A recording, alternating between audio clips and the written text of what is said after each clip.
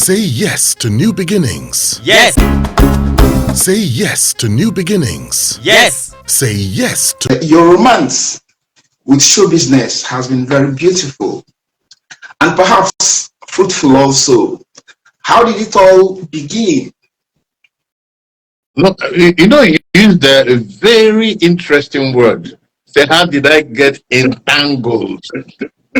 I believe the word entangled is appropriate, you Thank you. know, considering that when I went to secondary school, I went to secondary school in a beautiful, incredible school called the College of Immaculate Conception in All Enugu, right. CIC, Semper Fidelis, we used to say.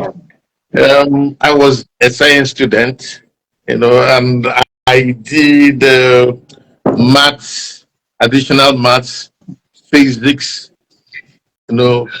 chemistry, biology, right?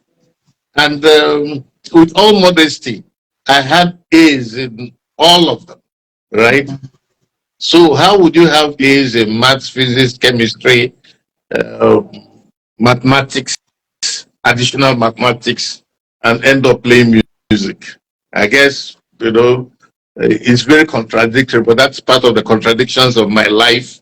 And then I went on to go study business administration and did a bit of, I did a diploma in law and an advanced diploma in law, which, again, by the grace of God, one passed with first class all through. So what the heck am I doing with show business?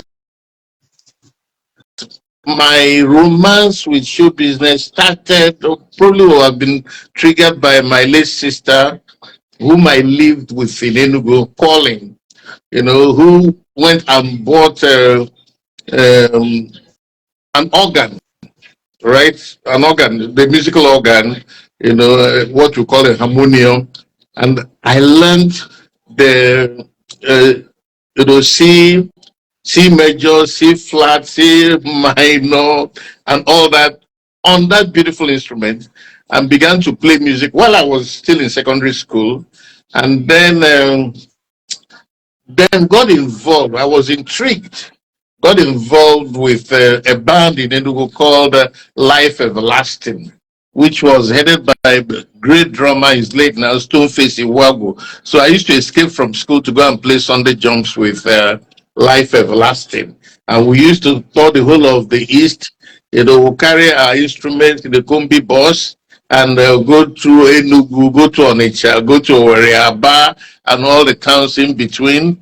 I played the organ for the band, and then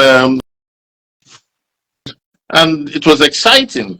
And of course, we had a whole horde of girlfriends who would even stay behind after the show was over. And for a young man, nothing could have been more intriguing than that. That's how my relationship with the music industry started. And then, of course, I got to Lagos.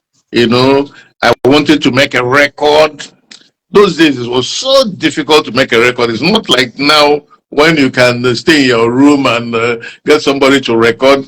Recording studios were like big warehouses, mighty warehouses, and you have to be extremely rich or have the recording company interested in you, to come. I got asked questions repeatedly. Each time I went to a record company and tried to record, they'll ask me, "Have you made a record before?" And I said, "Have I made a record? I'm trying to make a record, and you're asking me, have I made a record before?" I have got to make one record to be able to answer yes. But they turned me down. And how did I make my first record? I made my first record by funding it myself, buying studio time. I've worked for what today is known as the Ministry of Petroleum, I guess, in Lagos, and I used to trek a lot so I could save money to pay studio fees, skip, skip lunch and all that. I had to make a lot of sacrifice. and then set up a recording label I called Love Records, and then got to record my first album called Super Show. You know, that was where it all started for me. And Incredible. the rest is history.